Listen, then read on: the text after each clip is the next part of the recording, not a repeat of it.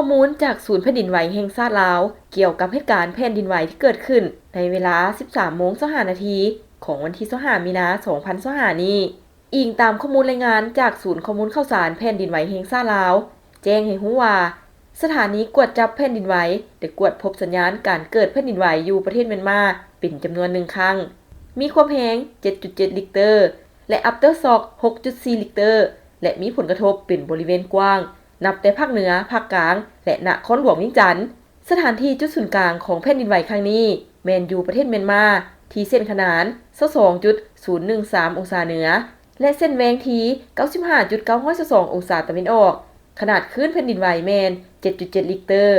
เลิกจากหน้าดิน 10 กิโลเมตรซึ่งอยู่ลาวที่นครหลวงเวียงจันทน์บรรดาตึกอาคารสูงแม่นทำให้ถึงแห่งสั่นสะเทือนและได้พากันอพยพออกจากตัวอาคารทันทีเพื่อความปลอดภัยของชีวิตดังภาพลุ่มนี้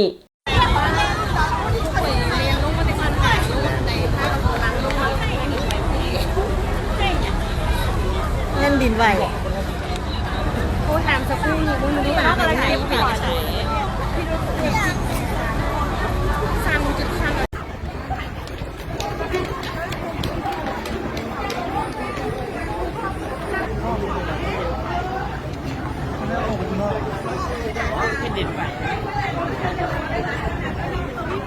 ในเวลาเดียวกันอยู่ฝั่งไทยโดยเฉพาะในนครหลวงบางกอกแม่นได้รับแรงสั่นสะเทือนพอสมควรเห็นให้ตึกหลายชั้นที่กำลังก่อสร้างได้พังทลายลงมา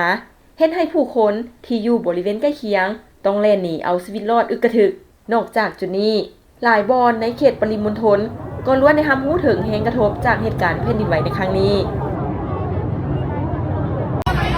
แผ่นดินไหวในไทยหรือว่าตึกไซยกตึกถล่ม